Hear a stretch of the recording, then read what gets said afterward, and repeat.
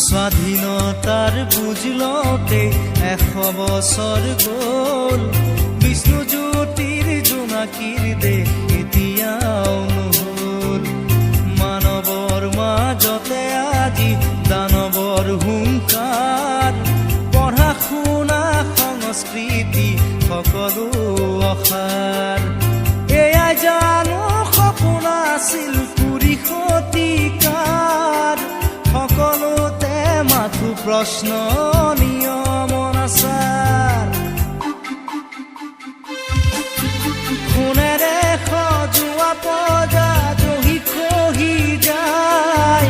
কোনে আজি সাজিবহি পাৰিব দুনাই।